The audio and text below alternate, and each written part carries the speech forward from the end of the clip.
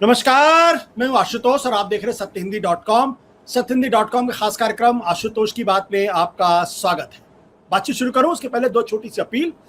पहली अपील यह है कि सत्यहिंदी.com को आपसे आर्थिक मदद की जरूरत है। आप इस वीडियो के डिस्क्रिप्शन में जाएं, सत्यहिंदी के सदस्य बने, हमें आर्थिक डोनेशन दें, आर्थिक मदद करें, हमारी बहुत बड़ी मदद होगी।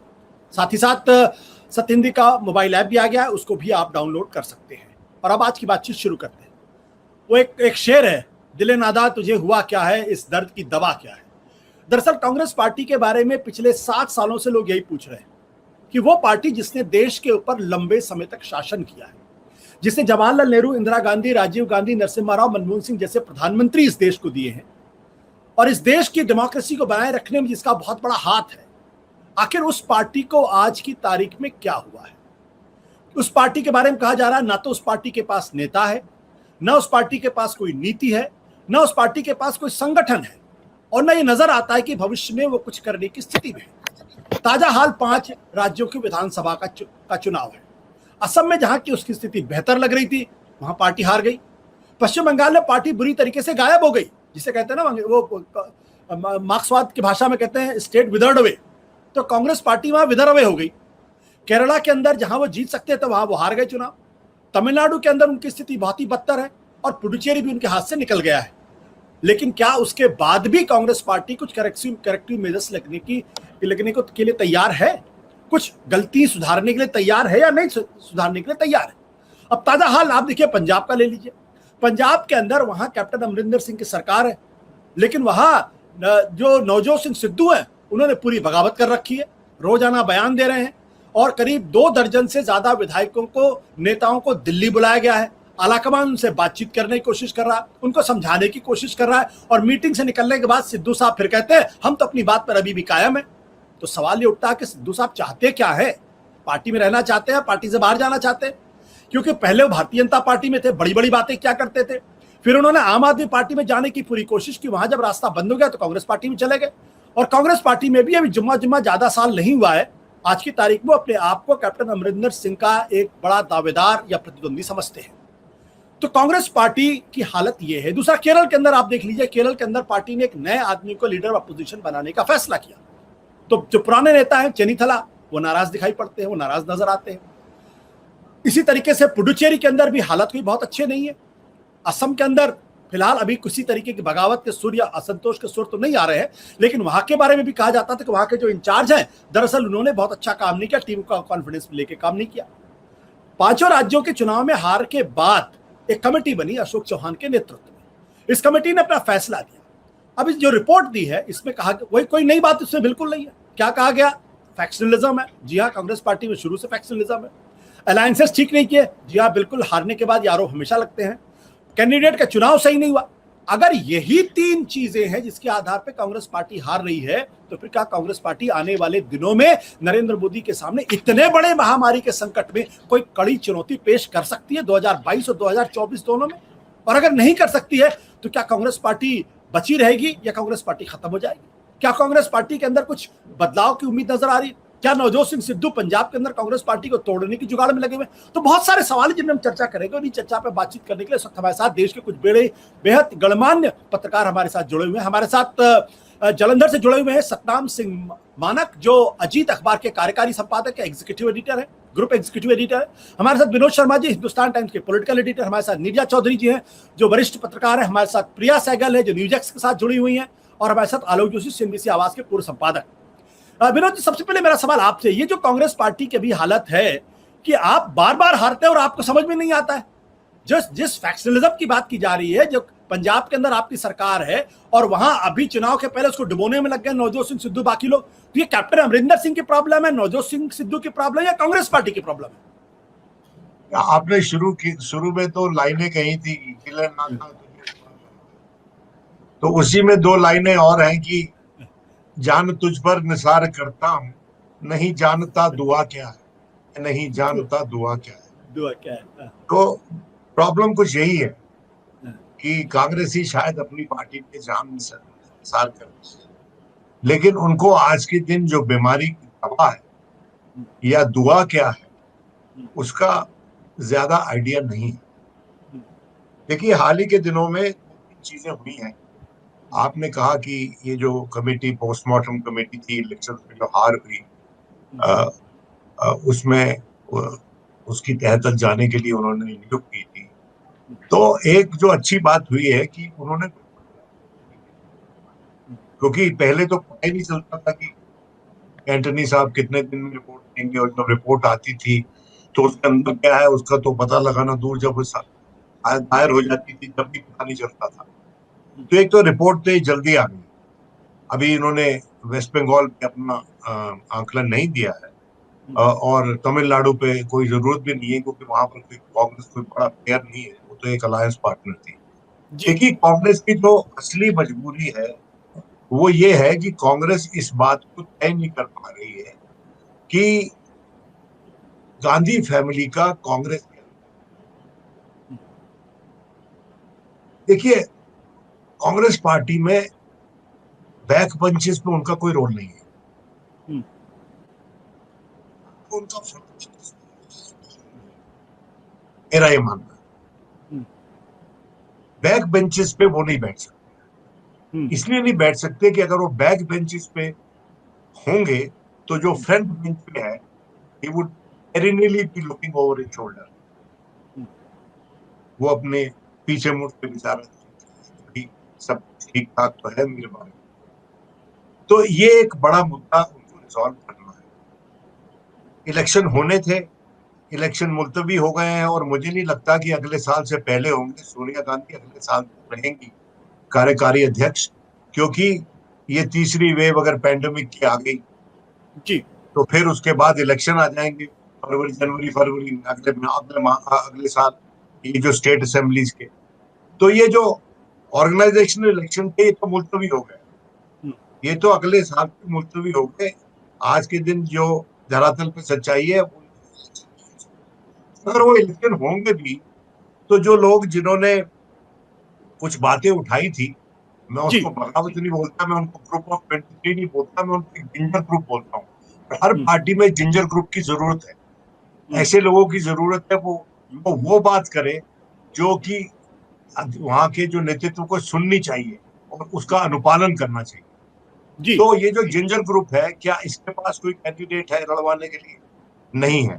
और अगर कैंडिडेट है भी लड़वाने के लिए, तो आज के दिन का जो तंत्र है उसमें गांधी परिवार के अलावा कोई और जीतेगा नहीं, ठीक है। क्योंकि नई आपके कहने का मेंबरशिप मतलब बनानी पड़ेगी। आपके कहने का मतलब गांधी परिवार के अलावा कोई जीतने वाला नहीं है। बट नीरजा जी, नहीं, ये आज के दिन सवाल नहीं सिर्फ है। अगर वो लड़ते हैं तो अगर हाँ, वो लड़ते हैं अगर तो राजीव गांधी नीरजा, लड़ते हैं तो ठीक कोई है, राहुल जीतने गांधी, वाला नहीं है। हाँ हाँ, तो आपकी बात ये बिल्कुल सही सबसे है। बड़ा मामला विरोधाभास है कि वो खुद इस बात को तय नहीं कर पा रही फैमिली कि उसको क्या करना है कांग्रेस के भीतर या बाहर। और कांग्रेस भी इस बात को नहीं तय कर पा रही कि क्या उनको बैक बेंचेस पे रहना है, और वो रहेंगे बैक बेंचेस पे राहुल गांधी जैसे कि विनोद विनोद जी, जयप्रकाश आपकी, नारायण थे या महात्मा गांधी थे। विनोद जी, आपका ऑडियो में थोड़ी सी प्रॉब्लम आ रही, बीच में तो ऑडियो आपका डिप कर रहा है, उसको अगर थोड़ा ठीक कर ले तो बेहतर हो जाए। पर नीरजा जी, मेरा सवाल ये कि जो बात विनोद जी कह रहे हैं कि भाई अंततः घूम फिर के बात तो कांग्रेस परिवार तक, नेहरू गांधी परिवार तक ही जाएगी, लेकिन आज की तारीख में ये कहा जा रहा है कांग्रेस के बारे में, ना नीति है, ना नेता है, ना नियत है। नियत भी नहीं है कि कांग्रेस पार्टी को खड़ा कर सके, अगर होती तो कुछ ना कुछ करने की कोशिश करते। 2 साल के आसपास हो गया है, कांग्रेस पार्टी यही नहीं तय कर पा रही कि उनका अध्यक्ष कौन होगा। और जिनको राहुल गांधी को पार्टी आगे बढ़ाना चाहती है, उसके बारे में पूरी दुनिया में कहा जाता है कि भाई ये तो सब कुछ कर सकते हैं, लेकिन ये फुल टाइम पॉलिटिशियन नहीं है। तो दिक्कत क्या है, क्यों नहीं तय कर पा रही कांग्रेस पार्टी? देखिए, दिक्कत बेसिकली मूल तौर पे लीडरशिप क्राइसिस है। आपकी नीति नियत सब उससे जुड़ा हुआ है। और गांधी परिवार जिस पे पार्टी निर्भर थी, उनको वोट दिलाते थे, आज वो वोट दिलाने की स्थिति में नहीं है, उनकी वो अपील नहीं है जनता में। तो ऐसा मामला बुरी तरह फंस गया है कि ना तो उगलते बनता है ना निकलते बनता है। जनता नहीं चाह रही है, जैसा कि आप कह रहे हैं, बहुत लोग हैं आज देश में जिनको लगता है कि अगर राहुल गांधी बनेंगे तो मतलब उनको ठीक नहीं लगता है मोदी के खिलाफ वो नेतृत्व। और अगर नहीं बनेंगे तो कौन बनेगा?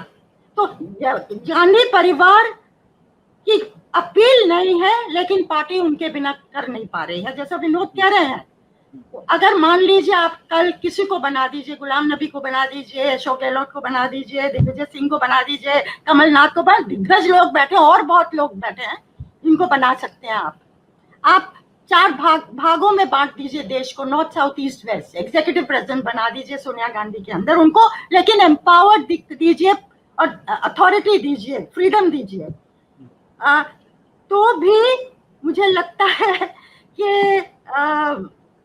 ये मामला चलेगा नहीं, क्योंकि कमान, जैसा विनोद ने कहा, इन्हीं के हाथ में रहेगी। अब प्रॉब्लम क्या, अगर राहुल गांधी सामने आके कहते मैं नेतृत्व करूंगा, बुरा भला जैसा भी है, स्थिति साफ हो जाती। लेकिन बिहाइंड द सीन्स जो वो कर रहे हैं, केरल में भी ये बातें आ रही हैं, कई डिसीजंस हुई जो ठीक नहीं हुई, जिसका खामियाजा भुगतना पड़ा है। तो और ये जो रिपोर्ट भी आई है अशोक चव्हाण की, क्या उन्होंने राहुल गांधी के रोल को भी देखा है जब समीक्षा की गई कि क्या गड़बड़ हुआ, कि नहीं देखा गया है? तो आप फ्रंटली आपकी जो क्राइसिस है उसको नहीं देख पा रहे हैं। ऐसा मैंने कहा ना, you can neither swallow not spit out. तो ये इतनी बुरी तरह फंसा है कि you can only wait for what I call the day by default. अगर हम जीत गए, कभी इतना जनता में आक्रोश आ गया कि बीजेपी से हट के, रीजनल पार्टी से हट के हमारी तरफ देश देखने लगेगा, तो उस डी डे के लिए आप इंतजार करते रहिए। और आई हेट टू से दिस आशुतोष, जो आज भी मुझे दोस्त लोग ये पूछा, मैंने कुछ लिखा था तो उन्होंने मेरे को ट्वीट मैसेज करके बोला, तुम्हें आज भी कांग्रेस में फेथ है? मतलब ताना देते हुए, आज भी तुम्हें कांग्रेस में फेथ है? अब जनता, अब लोग जो हमारे जान पहचान के, वो यही कहते हैं कि कांग्रेस को छोड़ो, कांग्रेस को छोड़ो, कुछ और निकालना पड़ेगा। तो ये इट्स मतलब आज भी कांग्रेस बीजेपी के टक्कर में ऑलमोस्ट 175 लोकसभा सीट्स को अकाउंट करती है, जाके रीजनल पार्टी फैक्टर नहीं है नॉर्थ इंडियन स्टेट्स में। तो अब कहाँ मामला जाएगा 2024 में हम कह नहीं सकते, लेकिन ये एक बहुत ही अजीबोगरीब स्थिति हो गई है देश में कांग्रेस को लेकर। अजीबोगरीब स्थिति हो गई, ऐसा नीरजा जी चाहिए। बस सत्ता सिंह मनान जी, आप अपने को अनम्यूट करिए। जो आपके पंजाब में देखने को मिला, एक अच्छी खासी सरकार चलती हुई नजर आ रही है, 7-8 महीने के बाद चुनाव है और ऐसा लग रहा है जैसे पार्टी अंदर से ही टूटने के कगार में बैठ गई हुई है। क्या वहां के लोकल नेताओं को ये बात समझ में नहीं आती? नवजोत सिंह सिद्धू की बात समझ में नहीं आती? क्यों बगावती तेवर अख्तियार क्यों? पार्टी है तो नवजोत सिंह सिद्धू रहेंगे, पार्टी है तो कैप्टन अमरिंदर सिंह रहेंगे। जब पार्टी ही नहीं रहेगी तो क्या होगा वहां पे? आप अपने को अनम्यूट करिए मानक साहब। जो मानक जी आप हाँ, जो हमारे पंजाब में जो कांग्रेस का क्राइसिस है, उसका ये एक रीजन ये है कि इन्होंने जो लोगों के साथ वादे किए थे, जो जब इन्होंने इलेक्शन लड़ी थी, वो थे कि हम रेत माफिया के खिलाफ कार्रवाई करेंगे, हम ट्रांसपोर्ट माफिया के खिलाफ कार्रवाई करेंगे, हम जो नशे के तस्कर हैं उनके खिलाफ कार्रवाई करेंगे, हम जो लैंड माफिया है उसके खिलाफ कार्रवाई करेंगे। ये इतने बहुत से प्रोमिसेस इन्होंने लोगों के साथ किए थे। जो गुरु ग्रंथ साहब की बेअदबी हुई है, उस मसले को हम हल करेंगे, ये इशू थे जो जिनके लिए लोगों ने वोट दी थी। कैप्टन अमरिंदर सिंह ने हाथ में गुटखा पकड़कर लोगों को ये आश्वासन दिया था कि हम 1 महीने में जो नशाखोरी है पंजाब में वो उसको हम समाप्त कर देंगे। जो अब इशू थे जो वो रिजॉल्व नहीं हुए हैं, 4 साल से ज्यादा समय हो गया, ये इशू अभी भी बने हुए हैं। और इसीलिए अब इनको लगता है कि हम इलेक्शन में जाना है, 2022 की चुनाव में जाना है। तो कांग्रेस के जो मंत्री भी हैं, 5-6 मंत्री हैं, जो नवजोत सिंह सिद्धू हैं, जो और लोग प्रताप सिंह बाजवा जी हैं, शमशेर सिंह दुल्लो जी हैं, जो भी कांग्रेस के लीडर हैं, वो महसूस करते हैं कि अब जब हम 2022 में इलेक्शन में जाएंगे, जो प्रॉमिसेस हम लोगों के साथ किए थे वो पूरे नहीं हुए, तो हम कैसे फेस करेंगे। उनको ये डर सता रहा है कि कांग्रेस कैप्टन अमरिंदर सिंह की अगुवाई में जो इलेक्शन में जाती है और बिना लोगों के प्रॉमिस जो किए उनको पूरे किए बिना इलेक्शन में जाती है, तो कांग्रेस को बहुत नुकसान हो सकता है। ये उनकी सोच है, उनकी धारणा है। उनके सामने ये जो जैसे आप लोग जहां पर डिस्कस कर रहे हैं कि देश के अंदर सेकुलरिज्म को, डेमोक्रेसी को, फेडरलिज्म को एक बहुत बड़ा खतरा जो बीजेपी आरएसएस की नीतियों से हो रहा है, देश को बचाने की जरूरत है।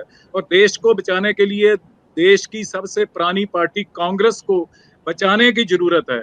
ये ऐसी जड़ा फिक्रमंदी जो पंजाब के कांग्रेस के लीडर है उनमें दिखाई नहीं पड़ रही है। उनके सामने मकसद ये है कि 2022 की इलेक्शन में कि हम अपने जो हमारे सीट्स हैं जहां पर हम बैठे हैं, इतनी सीटें ला सकेंगे, हम दोबारा पावर में आ सकेंगे या नहीं आ सकेंगे, उनके सामने ये क्वेश्चन है। और एक बात तो ये है, दूसरी बात ये है कि बीजेपी ने यहाँ पर एक कार्ड फेंका है कि पंजाब में जो दूसरा दलित मुख्यमंत्री नहीं बना है। पंजाब में दलितों की जो आबादी है 30% से ज्यादा है पंजाब में। तो वो उन्होंने एक कार्ड फेंका है कि हम किसी दलित को मुख्यमंत्री बनाएंगे। उनका मकसद है कि वो हिंदू वोट बैंक, वो सोचते हैं कि हमारे पास एक हिंदू वोट बैंक है और इसके साथ वो दलित वोट बैंक को जोड़ना चाहते हैं 30% को। तो तब के वो अगली इलेक्शन में, क्योंकि इस समय जो सिख मसेज है उनसे नाराज हैं, जो किसानी है उनसे नाराज हैं, तो वो सोचते हैं कि हम ये कार्ड फेंक दें हिंदू प्लस दलित वोट बैंक का, तो हमारी कोई बात बन सकती है थोड़ी बहुत ही। तो इससे ये हुआ कि कांग्रेस के अंदर ले जो दलित लीडर हैं वो भी चिंतित हो गए। वो उन्होंने दलित बेस्ड इशू जड़े हैं वो उठाने शुरू कर दिए हैं। इसलिए ये क्राइसिस डेवलप हो गया। एक तो जो कांग्रेस अंदर के दलित लीडर हैं, वो जो भाजपा ने दलित मुख्यमंत्री का कार्ड फेंका है उससे वो चिंतित हो गए हैं। वो दलित बेस्ड इशू कुछ रिजॉल्व करवाना चाहते हैं। तो ये मेरा सवाल ये है कि नवजोत सिंह सिद्धू जो है वो तो दलित है नहीं। मैं चरणजीत सिंह चन्नी की बात कर रहा हूँ, सुरजीत सिंह मान की बात कर रहा हूँ मैं। जो भी वो भी उनके साथ जुड़ गए ना इस इशू पर, उन्होंने कैप्टन के खिलाफ मोर्चा खोल दिया। मैं वो बता रहा हूँ कि वो लोग क्यों इतने एक्टिव हो गए। जो पहले कैप्टन के साथ से दलित जो विधायक थे वो भी अब खिलाफ हो गए। नवजोत सिंह सिद्धू की बात मैं आपको ये कहना चाहता हूँ कि नवजोत सिंह सिद्धू चाहते हैं जाता उनको अगली इलेक्शन में मुख्यमंत्री के चेहरे के तौर पर पेश किया जाए, जहां उनको पंजाब कांग्रेस का प्रेसिडेंट बनाया जाए। वो सोचते हैं कि मैं बहुत अच्छा प्रचार कर सकता हूँ, बहुत अच्छा मैं लीडर हूँ, मैं मेरे बहुत बड़ा रोल मैं प्ले कर सकता हूँ। वो इसलिए वो अपने आप को थोड़ा ओवर एस्टिमेट कर रहे हैं, अपने आप को बहुत बड़ा उन्होंने अपना एक फिगर बना ली है। असल में इस समय आशुतोष जी स्थिति ये है कि नवजोत सिंह सिद्धू को कोई भी जड़ा उस पर यकीन करने के लिए तैयार नहीं है। ना इवन आम आदमी पार्टी, इवन दूसरी जो अपोजिशन पार्टीज हैं वो भी नवजोत सिंह सिद्धू को जड़ा वो विश्वास जोग लीडर नहीं मानते। ठीक है प्रिया, जो सवाल मैंने सतनाम जी से सवाल पूछा था उसका बेसिक मकसद ये है कि आज की तारीख में भी कांग्रेस पार्टी के जो बड़े नेता हैं या बीच के नेता हैं वो असली संकट को समझ नहीं पा रहे हैं। वो आज भी अपने आप को ओवर एस्टिमेट कर रहे हैं, आज भी अपने आप को बड़े नेता के तौर पेश कर रहे हैं और आज भी अपने आप को कुर्सी के करीब देखना चाहते हैं। तो कांग्रेस पार्टी चाहे वो रमेश चन्नीतला हो, चाहे वो नवजोत सिंह सिद्धू हो, दिक्कत एक ही है, कुर्सी मिल जाए तो ठीक है, नहीं कुर्सी मिले तो फिर कहीं और भी रास्ता हम देख सकते हैं। प्रिया। बिल्कुल आशुतोष, जैसे कि अभी आपने कमेटी की बात की, असम में गुटबाजी की हुई थी। एक रीजन क्योंकि कांग्रेस का गठबंधन असम में बिल्कुल इससे अच्छा गठबंधन उनको नहीं मिल सकता था, लेकिन ये जीतते जीतते एक स्टेट को हारे। एंटी इनकम मैनेजमेंट था, वहां पे सीए का भी था। ठीक है, बोलिए। हाँ, तो ये सब इश्यूज थी वहां पे। लेकिन ये जो वहां की जो लेसन्स नहीं थे कि गुटबाजी का, आपने रिपोर्ट सुनी, उन्होंने कहा था कि इनफाइटिंग हुई थी भूपेश बघेल के खिलाफ। जो लोग आए, एक तरफ भूपेश बघेल की टीम थी, दूसरी तरफ थी कोई कम्युनिकेशंस मीडिया सेल दिल्ली से जो लोग आए थे वो उनके खिलाफ थे। दो तरह की ब्रीफिंग होती थी। भूपेश बघेल टीम ले आते थे जर्नलिस्ट के वहां पे असम में, लेकिन उनको ब्रीफिंग करते थे ये कांग्रेस वाले की जो दूसरी कम्युनिकेशन डिपार्टमेंट थी, उनकी टीम बिल्कुल उनके खिलाफ आती थी। तो इस तरह की जो इश्यूज आई थी वहां पे असम में, मुझे लगता है कि इनका कोई लेसन नहीं सीखा गया। बिल्कुल अब आप देख रहे हैं पंजाब अगला स्टेट है, वो भी जीतते जीतते हारने वाले हैं ये लोग, क्योंकि नवजोत सिंह सिद्धू को खड़ा कर रहे हैं। आपको पता है नवजोत सिंह सिद्धू को कौन खड़ा कर रहे हैं? दिल्ली वाले कर रहे हैं, उनको क्लोज है प्रियंका और राहुल गांधी के। तीसरा सवाल जो आपने लीडरशिप के बारे में बोला है, बिल्कुल ये G23 ने इश्यूज उठाई हैं, लेकिन इनमें से कोई फेस नहीं है। If they can only agree on one face तो बात बनती है। फिर सवाल आता है कि कौन बनेगा अध्यक्ष। अभी किसी ने बोला है कि शायद राहुल गांधी बनेंगे, थोड़ा टाइम चाहते हैं। मैंने एक और खबर सुनी है कि राहुल गांधी नहीं, शायद प्रियंका गांधी को वो आगे करेंगे, और वो भी यूपी चुनाव के पहले, क्योंकि वो जानते हैं कि यूपी में अभी जैसे कि उनको हालात पड़ा, पंचायत पोल्स भी हुए थे, वैसे भी उनको पता चला है कि यूपी में कांग्रेस का अभी भी कुछ हुआ नहीं है। जो भी होगा या वो उनके पास जाएगा, अखिलेश यादव के पास जाएगा, और बीजेपी और सपा की लड़ाई होगी। तो प्रियंका को एक हार के लीडरशिप नहीं बनाने के लिए उनको यूपी से शायद बाहर निकालेंगे और वो बनेंगी, बिकॉज एक उनको ट्रस्ट का फैक्टर है। जैसे कि विनोद ने कहा था कि कांग्रेस पार्टी के जो गांधी फैमिली है वो बैक बेंच पे तो नहीं बैठ सकती है, तो ये लेके प्रियंका गांधी राहुल गांधी में ट्रस्ट भी है, वो गांधी परिवार की भी है। राहुल गांधी अभी अपने आप को प्रोफेसर समझते हैं, वो उनको थोड़ा एडवाइजरी रोल में जाएंगे, और प्रियंका गांधी चेहरा बन के आएंगी। प्रियंका का प्रभाव चाहे पार्टी के बाहर नहीं हो, वोट ना आए, लेकिन पार्टी के अंदर उनका बड़ा प्रभाव पड़ेगा। वो रिजुवेनाइट करेंगी, वो ऑर्गेनाइजेशन को उत्साह करेंगी। काफी लोग चाहते हैं प्रियंका को, तो ये एक कार्ड हो सकता है आशुतोष, ये एक कार्ड हो सकता है। बट अमरीश जी, उत्तर प्रदेश आप बहुत करीब से देख रहे हैं, बहुत दिनों से प्रियंका गांधी उत्तर प्रदेश की महामंत्री है, उत्तर प्रदेश की इंचार्ज है। उत्तर प्रदेश के अंदर तो कांग्रेस पार्टी कुछ करती हुई दिखाई नहीं पड़ रही, तो राष्ट्रीय स्तर पर क्या कर पाएंगी वो? देखिए, जब तक राहुल गांधी सक्रिय राजनीति में है, प्रियंका गांधी को कोई नेतृत्व वाला जिम्मेदारी उनको नहीं दी जाने वाली है। पहली चीज, अगर राहुल गांधी हाशिए पे चले जाएं तो जरूर प्रियंका गांधी को ये आगे करेंगे, उससे पहले नहीं। जहां तक उत्तर प्रदेश की बात है, उत्तर प्रदेश 2022 के चुनाव में चौथे नंबर की पार्टी रहेगी कांग्रेस पार्टी, क्योंकि जो हालात हैं उसमें कहीं कोई परिवर्तन नहीं है, कोई सोशल बेस इनका नहीं है। जो था, जो दलित थे, ब्राह्मण थे, मुस्लिम थे, सब अलग अलग हिस्सों में बढ़ चुके हैं। दलित बसपा के पास चला गया, ब्राह्मण भाजपा में चला गया और मुसलमान सपा में जा चुका है। तो और कोई आंदोलन नहीं है। प्रियंका गांधी को रहना था लखनऊ में, उन्होंने घर भी ले लिया, बड़ा जोर शोर से प्रचार हुआ, उसके बाद वो कहां चले गई पता नहीं। राहुल गांधी जो पहले एक जमाने में किसान आंदोलन को लीड कर रहे थे उत्तर प्रदेश में, वो भी चले गए। तो ऐसी स्थिति में, और उत्तर प्रदेश में कांग्रेस के पास कोई नेतृत्व नहीं है, कोई क्षेत्रीय छत्रप है नहीं। जैसे दिग्विजय या कमलनाथ को मान लीजिए मध्य प्रदेश में, भूपेश बघेल को छत्तीसगढ़ में, या गहलोत सचिन पायलट को राजस्थान में। उत्तर प्रदेश में कौन नाम है? लल्लू सिंह को आप जानते नहीं होंगे, विधायक जैसे हैं, कोई उनकी स्थिति नहीं, बहुत संघर्ष करते हैं, बहुत काफी ज्यादा सड़क पे लड़ाई लड़ते हैं, उसके बावजूद उनका कद नहीं है अखिलेश, मायावती या योगी के सामने, वो ठहरते नहीं है। इस हालत में जो उनका सोशल बेस है कांग्रेस का, पूरी तरह छिन्न भिन्न हो गया। अब वो उन्हीं राज्यों में कुछ सोच सकती जहां या तो विपक्ष में है या सत्ता में है, जैसे पंजाब है, राजस्थान है, छत्तीसगढ़ है, ऐसे जो राज्य हैं वहां पे तो उसको उम्मीद है। उत्तर प्रदेश में कोई उम्मीद हमें फिलहाल नजर नहीं आती। जी आलोक, आपको क्या लगता है, क्या प्रॉब्लम कहां पे है भाई? अब तक तो कांग्रेस पार्टी को समझ जाना चाहिए कि राहुल गांधी के बस का नहीं है, या अगर राहुल गांधी के बस का है तो फिर उनको आगे करके बढ़ाइए। ये क्या 2019 के लोकसभा चुनाव हो गए हैं, पार्टियां केरल के अंदर उसकी हालत खराब हो रही है, असम भी आप हार गए हैं, पंजाब के अंदर भी टूट मची हुई है, राजस्थान की सरकार कब तक है किसी को मालूम नहीं है, मध्य प्रदेश की सरकार आप ऑलरेडी गंवा चुके हैं, पुडुचेरी की सरकार आप गंवा चुके हैं, कर्नाटक की सरकार आप गंवा चुके हैं, फिर भी जगने को तैयार नहीं है। मतलब ये कांग्रेस पार्टी जिसके बारे में कहा जाता है ना अंग्रेजों के जमाने में, सूरज कभी अस्त नहीं होता है, आज हालत ये कि सूरज कहां उगरा पता ही नहीं चल रहा इनको।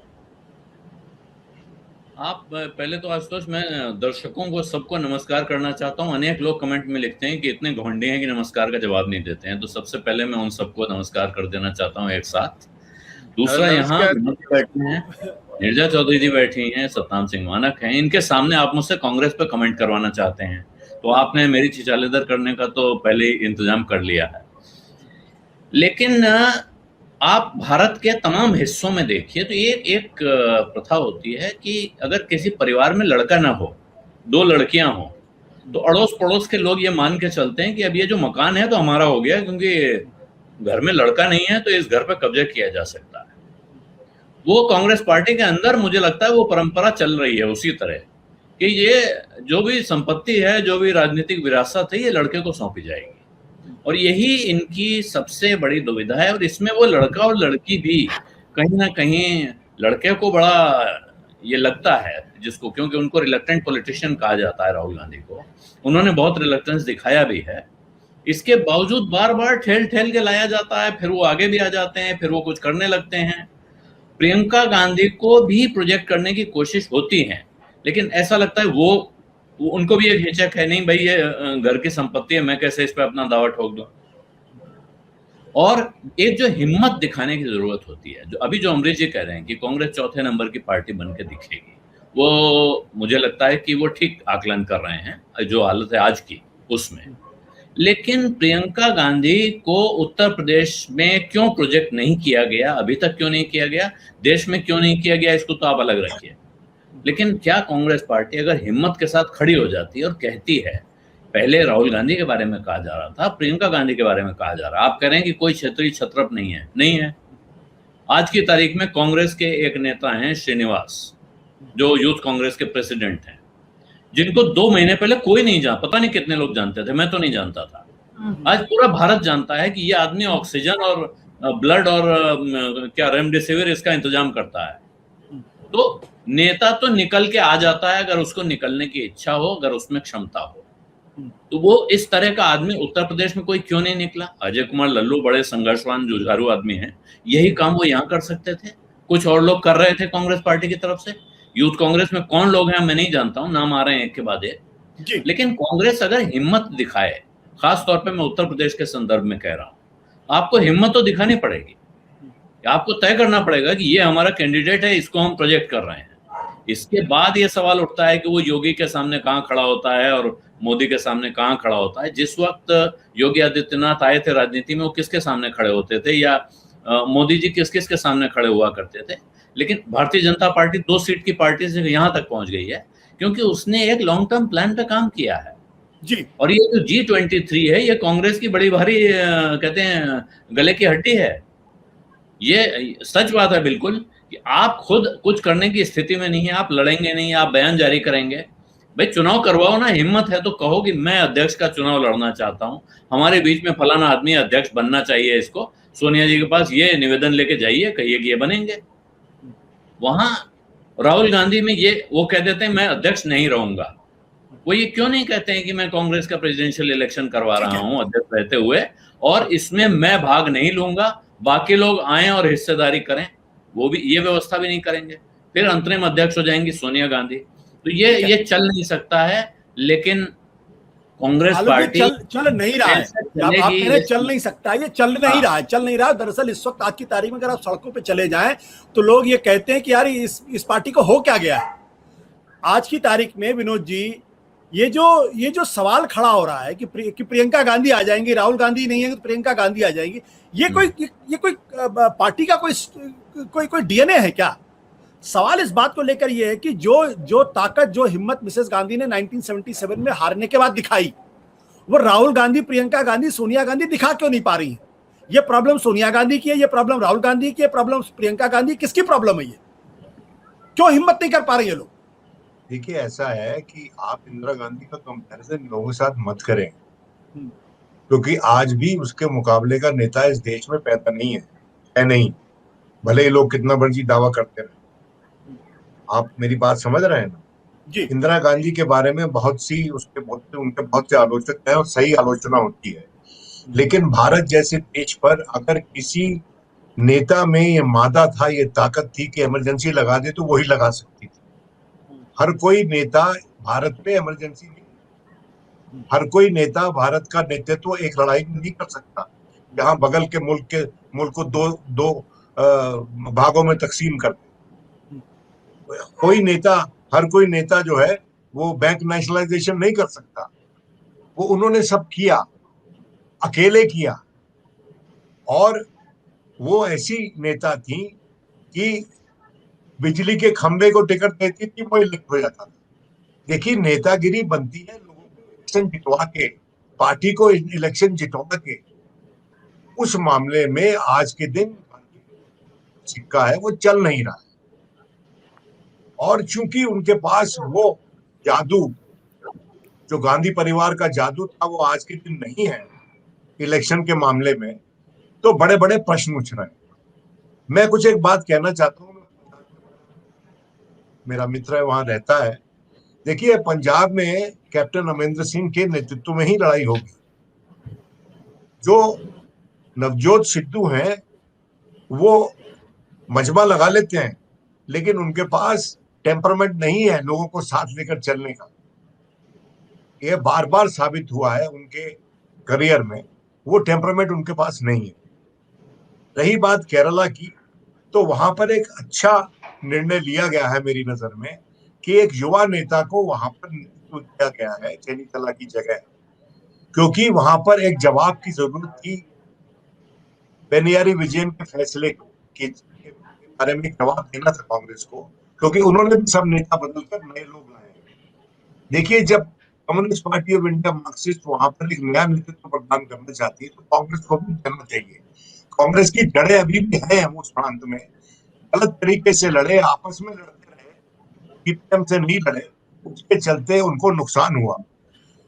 रही बात असम की, तो असम में जिस तरह का कैंपेन चलाया गया और जिस कैंपेन को जिस तरह से इलेक्शन कमीशन ने नजरअंदाज किया, आज भी वहां का मुख्यमंत्री, वो एक्सप्रेस अड्डे के उसके जवाब आप सुन लीजिए, उसके जो जवाब है वो हमेशा हिंदू मुस्लिम बाइनरी पे जवाब होते हैं हमेशा उनके। जब तक इस देश के जो स्टेट है, इनके लगाम नहीं होंगे, कोई और पार्टी ऊपर के सामने नहीं आ सकती। ये एक बड़ा मुद्दा है जिससे रूबरू होने के लिए कांग्रेस आज के दिन तैयार नहीं है। कांग्रेस को तैयार होना पड़ेगा उसके लिए। और रही बात कि प्रियंका गांधी बनेगी और राहुल नहीं बनेंगे, मेरा ये मानना है, मेरा अपना जाती राय है कि अगर आप मल्लिकार्जुन खड़गे जैसे किसी नेता को पार्टी का प्रेसिडेंट बना देंगे तो पार्टी रेलगाड़ी बन जाएगी, क्योंकि उस आदमी में सलाहियत है कि वो चला सकता है पार्टी को, लेकिन आपको उसका साथ देना पड़ेगा, उसका दिशा निर्देश नहीं देना है, उसको साथ देना है, उसके डिसीजंस को मजबूत बनाना है, अपनी राय देनी है, अपनी राय उसकी राय नहीं बनानी है। अगर कांग्रेस में गांधी परिवार ढर्रे पे चलता है तो ये पार्टी दोबारा खड़ी हो सकती है उनके तत्वावधान में, उनकी इंकरेजमेंट पे, तत्वावधान तो गलत शब्द है, इंकरेजमेंट पे खड़ी हो सकती है। लेकिन वो खड़ी इसलिए नहीं हो रही क्योंकि इतने ग्रे एरियाज हैं। अभी पता ही नहीं कि राहुल गांधी मानेंगे या नहीं, अभी पता नहीं कि प्रियंका को आने देंगे या नहीं देंगे। ठीक है, लेकिन एक बात जो बीच में हो रही है कि सोनिया गांधी ने पहले जो हर फैसले के लिए वो राहुल के पास भेजती थी, आज के दिन वो ट्रेंड थोड़ा सा कम हुआ है, जो मैंने सुना है कि अब वो स्वयं से फैसला ले रही है और ज्यादा फैसले राहुल गांधी को नहीं लेने के लिए नहीं भेज रही है। और इसके चलते अगर कुछ फेरबदल होता है स्टेट के लेवल पर, तो वो एक अच्छी पेशरफ्त होगी, उस पेशरफ्त को आगे लेके चलना चाहिए। और ये नहीं कि जब तक सोनिया अध्यक्ष है, कार्यकारी अध्यक्ष है, तो मामला ऐसे ही चलेगा, कोई फेरबदल नहीं होगा, कोई पार्टी मजबूती से तैयार नहीं होगी। और आखिरी बात, कांग्रेस में सबसे बड़ी कमी आज के दिन ये है कि उसके पास कोई ऐसा नेता नहीं है जो 24/7 नेता हो, कम है। और दूसरा, उनके पास सोशल इंजीनियरिंग के लिए जो लोग चाहिए, जो इस पे विचार करें और पार्टी को एडवाइस करें, वो ऐसा कोई मुझे नजर नहीं आ रहा। मैं भारतीय जनता पार्टी के एक ऐसे नेता से एक बार बात कर रहा था जिसके बारे में मेरी राय कुछ ज्यादा अच्छी नहीं थी, लेकिन मैंने उससे आधे घंटा बात की तो मैं बहुत प्रभावित हुआ उससे। मैं कहा, ये आदमी तो बहुत कुछ जानता है भैया, जो कास्ट एलिजियंसेस हैं, जो सोशल कॉन्ट्रैक्ट्स हैं, जो लोकलाइज्ड हिस्ट्रीज हैं, ये जो भारतीय जनता पार्टी इस बारे में शोध करती रहती है और जिसपे कांग्रेस तवज्जो नहीं देती, ये छोटी छोटी चीजें हैं जो भारतीय जनता पार्टी को बुरे वक्त में भी काम आती है। और कांग्रेस के पास अच्छे वक्त में भी बहुत सी बुरी चीजें इकट्ठी हो जाती हैं जो उसके काम नहीं आती हैं, उसकी नैया को डुबाती हैं। ठीक है, बिल्कुल विनोद जी, जो बात आपने कही ना, आप काफी विस्तार से अपनी बात को, बट निर्जा जी, सवाल ये कि जिस सोनिया गांधी के बारे में कहा जाता था कि दो टूक फैसले करती है, सोनिया गांधी ने यह फैसला किया कि मुझे इस देश का प्रधानमंत्री नहीं बनना, सोनिया गांधी ने फैसला किया कि उनको मनमोहन सिंह को देश का प्रधानमंत्री बनना चाहिए, सोनिया गांधी ने फैसला किया कि अमेरिका के साथ जब डिफेंस डील हो रही थी, न्यूक्लियर डील हो रही थी, तो हम सरकार के साथ खड़े रहेंगे। वो सोनिया गांधी आज की तारीख में पार्टी की सबसे बड़ी नेता है, वो ये फैसला क्यों नहीं कर पाती कि पार्टी राहुल गांधी चलाएंगे, प्रियंका गांधी चलाएंगे, कोई और चलाएगा? पुत्र मोह में क्या पार्टी को डुबो रही है क्या वो? देखिए आशुतोष, लगता तो यही है कि जैसा होता है, नहीं कहना नहीं चाहिए, सोनिया गांधी ने पार्टी के लिए बहुत कुछ किया है, पार्टी को इकट्ठा रखा है। और मैं वापस जाऊंगी, एक और मुद्दा मैं ऐड करूंगी आपके जो लिस्ट है जो उन्होंने किया है। 2003 में जब लोग कहते थे कि 100 सीटें भी नहीं आएंगी कांग्रेस की, इतने हताश हो गए थे, कांग्रेस ही ये कहते थे डबल डिजिट रहेगा, उस समय सोनिया गांधी निकली थी, रोड शो जो हुए थे आपको याद है, और सोनिया गांधी 2004 में अपनी पार्टी को विक्ट्री की तरफ ले गई थी। मतलब जैसे एकदम ठान लिया होता है ना, ये सोनिया गांधी ने किया था उस समय। लेकिन आज ये आदमी मजबूर होता है ये कंक्लूजन करने पे कि एक जिद पकड़ ली है सोनिया गांधी ने, और मैं काफी समझ के ये शब्द का इस्तेमाल कर रही हूँ कि होगा तो सिर्फ राहुल होगा। और अगर आप पूरी पार्टी को मॉर्गेज कर देंगे इस चीज पे, तो क्या कहा जाए इसके बारे में।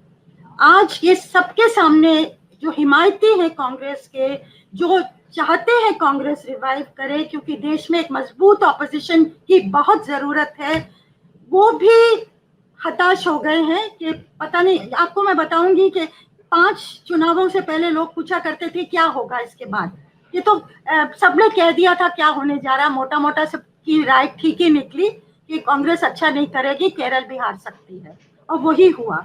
तो पूछा जाता था कि आपको क्या लगता है G23 क्या करेगा, फिर क्या रिवोल्ट होगा। और मुझे याद है क्या ये मैंने कहा था, कांग्रेस पार्टी में कुछ नहीं होगा, जैसे है वैसा ही चलता रहेगा। और I hate to be a cynic, but ये एक यथार्थ स्थिति है।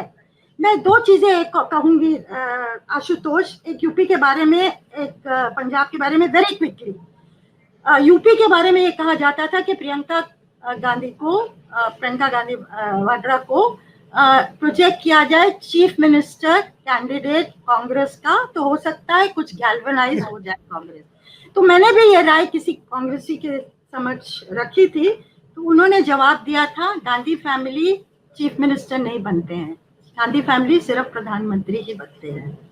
तो आज तो ये स्थिति है कि जो सपा है, सपा और आरएलडी का गठबंधन हो गया है, तकरीबन हो गया है, और छोटी पार्टियों से वो करेंगे अपना गठबंधन, लेकिन वो तैयार नहीं है कांग्रेस को साथ लेने के लिए गठबंधन में, क्योंकि उनको लगता है बिग ब्रदर की तरह होगा, बहुत सीटें मांगेगा और टेबल पे कुछ नहीं लाने वाला। दूसरा पॉइंट मैं पंजाब के बारे में कहना चाहती हूँ कि अगर कैप्टन अमरिंदर सिंह को प्रदेश आज भी विकल्प अब देख रहा है दूसरे टर्म के लिए, जो कहा जाता है, जो उनके विरोधी भी कह रहे हैं, तो आप एक सिद्धू का एक मामला है, आप एक कमिटी सेटअप करते हैं, वो कमिटी पैरिटी ऑफ स्टेटस देती है सिद्धू और अमरिंदर सिंह को। कैप्टन अमरिंदर सिंह की हैसियत क्या है कि वो सबको आड़े हाथ लेते हैं, मजबूत नेता है, हाईकमान से भी 2 टूक बात करते हैं, और उसको आपने कमजोर कर रहे हैं, अपने ही नेता को, अपने पैरों पे आप कुल्हाड़ी मार रहे हैं। ये किस तरह की पॉलिटिक्स है? आप क्वाइटली जाके सिद्धू को जो करना है करिए, उसको एडजस्ट करिए, पर ये लाइक्स एंड डिसलाइक्स पे जो पॉलिटिक्स है, हो सकता है राहुल गांधी, प्रियंका गांधी सिद्धू को लाइक करते हो, बहुत अच्छा कम्युनिकेटर हो, पर आप जा कहाँ रहे हैं, पंजाब को ले कहाँ जा रहे हैं? इस तरह की जो हमने पिछले घंटों में देखी हैं तस्वीरें कि 3 मेंबर कमेटी जो करना चाह रही है, तो जैसे कहते हैं ना सुइसाइडल टेंडेंसीज अगर हैं तो आप करेंगे क्या? जी, क्या जो बात नीरजा जी ने कहा, क्या आप उससे सहमत हैं कि कमेटी बना के आपने कैप्टन अमरिंदर सिंह और नवजोत सिंह सिद्धू को बराबर कर दिया? आशुतोष जी, नीरजा जी ने जो कहा है, जो विनोद जी ने भी जो कहा है, ये बात सही है कि कांग्रेस के अंदर पंजाब में कोई ऐसा लीडर नहीं है जो कैप्टन अमरिंदर सिंह को रिप्लेस कर सके।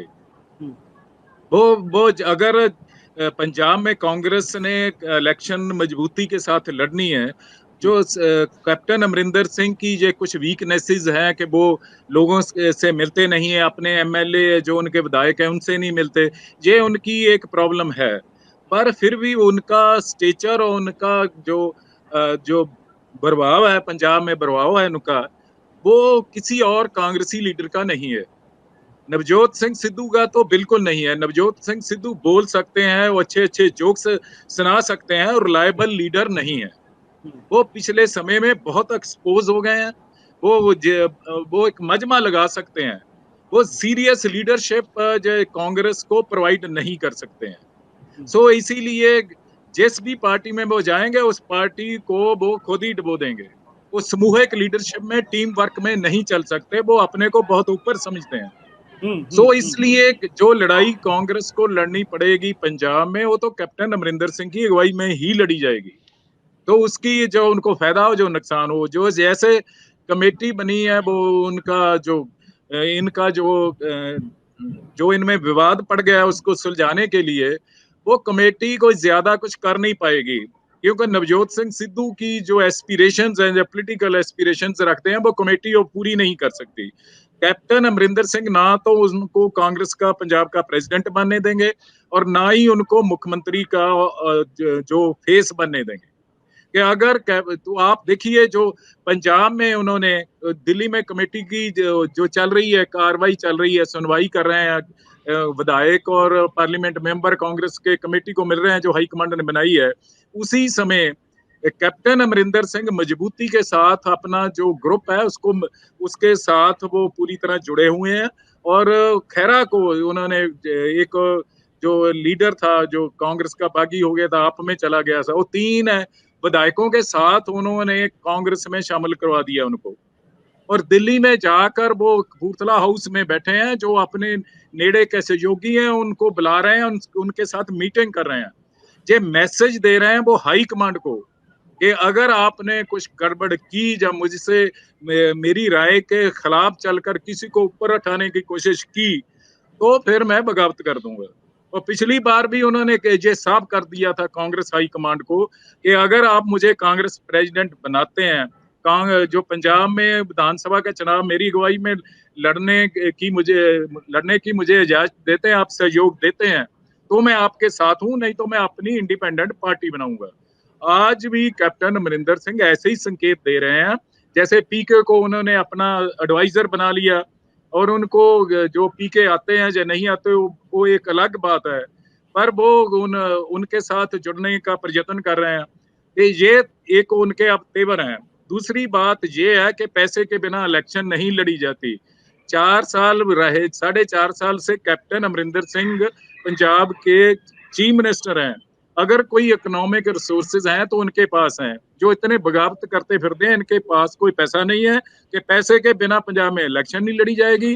तो फिर चाहे खुशी से परवान करें चाहे दुख से परवान करें, कांग्रेस को कैप्टन अमरिंदर सिंह को ही परवान करना पड़ेगा। कांग्रेस पार्टी को सेंटर में राहुल गांधी चाहिए, वहां पर कैप्टन अमरिंदर सिंह चाहिए। अगर अमरिंदर सिंह नहीं होंगे तो क्या मैं पार्टी तोड़ दूंगा। यह है कांग्रेस पार्टी, यह है कांग्रेस पार्टी की स्थिति।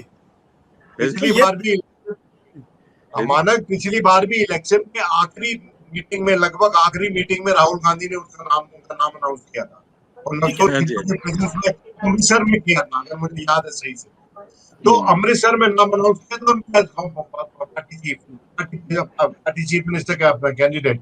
देखिए अमरिंदर सिंह पार्टी छोड़ेगा नहीं, लेकिन अमरिंदर सिंह उनको बता देगा पार्टी के भीतर रहते हुए कि उसकी औकात क्या है और इनकी औकात क्या है। वो पार्टी छोड़ेगा नहीं, पार्टी छोड़ने का ड्रावा जरूर देगा। हाँ वो ठीक है। ये अजीबोगरीब, ये कांग्रेस पार्टी है। और अगर वो पार्टी कांग्रेस पार्टी है ना, तो जैसे अभी तक चुनाव में लड़ना चाहिए, सारी रणनीति बनानी चाहिए, संगठन बनाना चाहिए, सब फोकस करना चाहिए। भारतीय जनता पार्टी उत्तर प्रदेश में कमजोर होती है तो मीटिंग पे मीटिंग हो रही है। आरएसएस के नंबर 2 आ रहे हैं, संगठन मंत्री जा रहे हैं, मुलाकात कर रहे हैं, समझाने की कोशिश कर रहे हैं। यहाँ पार्टी आपस में लड़ रही है। भाजपा वाले भी योगी को नहीं बदल पा रहे हैं। हाँ बट सर कोशिश कर रहे हो। प्रिया कोशिश क्या कर रहे हैं, योगी को क्या बदल पा रहे हैं। विनोद जी मैं आपको बताता हूं। प्रिया आप बोलिए। सही बोल रहे हैं आप आशुतोष, ड्रामा ज्यादा है और मतलब ड्रामा भी नहीं है प्रिटेंड करने का। अगर हम देखें पिछले 2 साल में राहुल गांधी ने क्या किया है, अभी मैंने सी वोटर की रेटिंग्स देखी है, उन्होंने रेटिंग्स करी थी कि प्राइम मिनिस्टर मोदी का लोएस्ट नंबर अप्रैल और मई में आया है, 36% उनका 36% गिरा है, और उनका हाईएस्ट था मार्च में जब उन्होंने हमको लॉकडाउन में कहा था 70%। तो 70 से 36% हाफ हो गया प्राइम मिनिस्टर का रेटिंग इस कोविड के साल में। और इसी साल में राहुल की रेटिंग नहीं बढ़ी है, राहुल की 12% है। तो फिर राहुल गांधी ने पिछले साल में क्या किया, जरा वो देखते हैं। उन्होंने हमको चेतावनी दी है, उन्होंने सही बोला है, उन्होंने कोविड के बारे में, चाइना के बारे में, इकोनॉमी के बारे में जो बोला है सही बोला है, गलत नहीं बोला है, और वो सही प्रूव भी हुए हैं। लेकिन राहुल की बात किसी ने नहीं मानी। अब ये लीडर की क्रेडिबिलिटी इतनी लो है कि वो सच बोल रहे हैं लेकिन फिर भी कोई उनकी लोग फॉलो नहीं कर रहे हैं, बात नहीं मान रहे हैं। दैट मींस कि उनकी क्रेडिबिलिटी बिल्कुल ही लो है, ट्रस्ट फैक्टर बिल्कुल ही लो है। फिर देखिए हम प्राइम मिनिस्टर मोदी, चाहे वो बोले थाली बजाओ, कुछ भी करो, हमको पता है कि थाली बजाने से कोविड नहीं जाता, लेकिन लोगों ने जाके थाली बजाई ना, क्योंकि उनका ट्रस्ट फैक्टर, उनका क्रेडिबिलिटी इतना हाई है। यही प्रॉब्लम है कांग्रेस में कि राहुल गांधी, और उन्होंने क्या किया पूरे साल में, प्रेस कॉन्फ्रेंसेस किए हैं बहुत सारे, उन्होंने ट्विटर में बहुत सारी अपने बातें रखी हैं, मन की बात अपनी ट्वीट में रखी है। लेकिन नेता ऐसे थोड़ी होता है। अभी किसी ने हमें यूथ कांग्रेस वाले का, आलोक जी ने शायद बोला था कि जो उनका एग्जांपल दिया, that is what a leader is. Crisis के टाइम में लीडर को जमीन में आना पड़ेगा। राहुल ने क्या किया, शुरू में मुझे याद है माइग्रेंट क्राइसिस पे 1-2 उन्होंने ट्विटर में फोटोज लगाई थी कि वो दिल्ली में ही पास में पड़ोस में कहीं गए थे। ठीक है, लॉकडाउन है तो ज्यादा दूर नहीं जा सके, लेकिन अब क्यों नहीं कर रहे हैं कुछ? एक पूरा साल है, उन्होंने क्या किया है? कुछ आउटरीच किया है, कुछ जमीनी राजनीति की है? नहीं। This is the problem with the Congress. हम G23 की बात करें नहीं करें, पर राहुल गांधी ने क्या किया है? He has just done press conferences. वो एकेडमिक राजनीति कर रहे हैं, he is a professor, वो उंगली, उनका फेवरेट स्टाइल है ऐसे बात करना, सबको पाठ पढ़ाना, लेकिन हमें राजनीति करनी है। प्रोफेसर, आपने अच्छा शब्द का इस्तेमाल किया, प्रोफेसर। अमरीश जो प्रोफेसर है वो ट्विटर पे अच्छी बातें लिख लेते हैं, प्रेस कॉन्फ्रेंस कर लेते हैं। देखिए 2009 का चुनाव था, राहुल गांधी ने मुलायम सिंह और मायावती के बराबर अपनी पार्टी को यूपी में खड़ा कर दिया था। उसकी वजह क्या थी? उन्होंने गांव में जाना शुरू किया, वो दलित के घर रुकने लग गए थे, वो एक सामाजिक सुधार की दिशा में बहुत तेजी से आगे बढ़ रहे थे, आंदोलन से जुड़ रहे थे। लेकिन उसके बाद आप देख लीजिए क्या हुआ। अब वो ट्विटर और ये वाला जो नया शौक हुआ, इसका तो क्या होगा मुझे नहीं पता। लेकिन आज भी अगर राहुल गांधी चाहें, अगर कोई यात्रा, लंबी यात्रा, जैसे चंद्रशेखर का माना जाता है भारत यात्रा की, राहुल गांधी अगर पदयात्रा करते, देश में भी घूमते तो भी एक होता। लेकिन ट्विटर वाली राजनीति से वोट नहीं मिल पाए। अमरीश जी, उन्होंने पहले दिखाया। जी अमरीश, एक सवाल में आपसे, मेरे दिमाग में क्यूरियोसिटी है, जो सवाल हमारे आपके दिमाग में आ जाते हैं कि भाई पदयात्रा करनी चाहिए, साइकिल यात्रा करनी चाहिए, आप हिंदुस्तान एक कोने से दूसरे कोने घूमने, ये उनके दिमाग में क्यों नहीं आता? भाई मेरे जैसा आदमी जिसने राजनीति में 4-5 साल गंवाए, जो भी किया, ये हमारे मन में सवाल आता है, आपके मन में भी सवाल आ रहा है, प्रिया के मन में भी सवाल आ रहा है कि भाई ट्विटर से काम नहीं चलेगा। ये उनके दिमाग में क्यों नहीं जा रहा भाई, जिनकी पूरी जो हिस्ट्री है वो स्टेक पे लगी हुई है?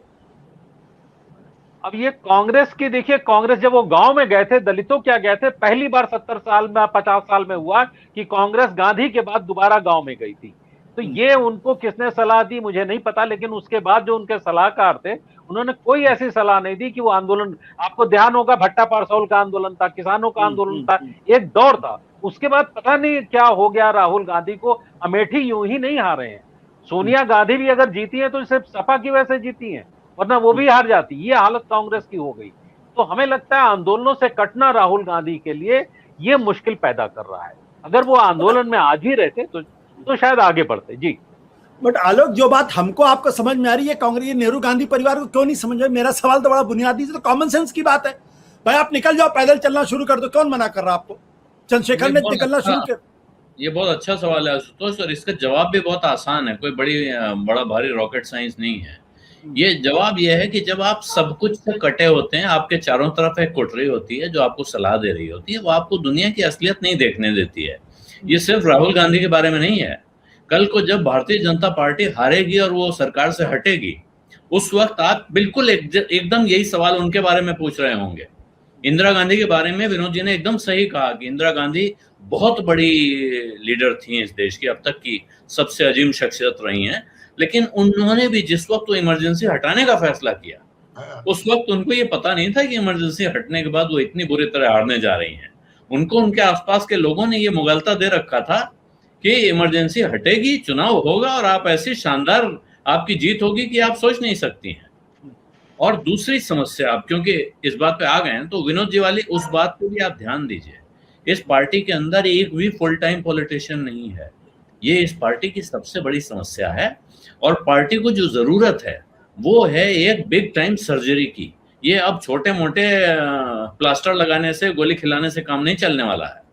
या तो राहुल गांधी और प्रियंका गांधी या गांधी परिवार तय कर ले कि हम अपने सारे विरोधियों को पार्टी से निकाल के बाहर करेंगे और उसके बाद पार्टी जैसे हमारी इच्छा होगी वैसे चलाएंगे। या इनके विरोधी जिनको लगता है कि इस गांधी परिवार ने पार्टी डुबा रखी है, वो इनको निकाल के बाहर करें और कहें कि ठीक है अब हम कांग्रेस को जिंदा करेंगे। ये करने की हिम्मत अतीत में आपने देखा हो तो कई बार कई लोग कर चुके हैं। कौन फेल हुआ कौन पास हुआ ये अलग सवाल है, लेकिन उन्होंने ये हिम्मत दिखाई। आज की राजनीति में दिक्कत ये है कि पार्टी के अंदर दूसरे लोग भी वो हिम्मत नहीं दिखा पा रहे हैं और ये गांधी परिवार खुद भी वो हिम्मत नहीं दिखा पा रहा है। ठीक है। और अगर आप आपस में ये हिम्मत नहीं दिखा पा रहे हैं तो फिर आप नरेंद्र मोदी, अमित शाह, योगी आदित्यनाथ जैसे लोगों को टक्कर देने की हिम्मत, हौसला और कौशल कहां से लाएंगे? ठीक है आलोक, जो बात आपने कही, मुझे लगता है कि नेहरू गांधी परिवार को, राहुल गांधी के बारे में कहा जाता पढ़ते लिखते हैं, लेकिन थोड़ा अगर पढ़े लिखे तो 1960-67 के आसपास की राजनीति के बारे में अगर थोड़ा पढ़ें तो शायद उनको इस बात का अंदाजा होगा कि जिन इंदिरा गांधी को गूंगी गुड़िया कहा जा रहा था, उन्हीं इंदिरा गांधी ने राष्ट्रपति के चुनाव में पार्टी से अलग दूसरे कैंडिडेट को कहा और कहा कि भाई आत्मा की आवाज पे वोट दीजिए। और पूरे जो जमी जमाई लीडरशिप तो कांग्रेस पार्टी की, उनको एक घर किनार करते हुए बीबी गिरी को चुनाव जितवा दिया उन्होंने और उसके बाद से नई पार्टी उन्होंने स्टैब्लिश की। तो अगर राहुल गांधी को लगता है कि उनकी पार्टी उनके साथ नहीं है, जैसा कि 2019 के चुनाव के बाद उन्होंने कहा था, तो भाई यही काम कर लो। लेकिन दिक्कत यही है कि लीडरशिप में आप किसी को फोर्स नहीं कर सकते हो। यही सवाल जो मैं आप के सामने रखना चाहता था वो ये था कि राहुल गांधी के अंदर सब कुछ है, लेकिन शायद वो अभी भी वो हिम्मत, वो कौशल दिखा नहीं पा रहे हैं। और जब तक वो हिम्मत, वो कौशल नहीं होगी तब तक कांग्रेस पार्टी दोबारा खड़ी नहीं हो सकती है, चाहे 2022 हो या 2024 हो। नमस्कार, धन्यवाद, शुक्रिया।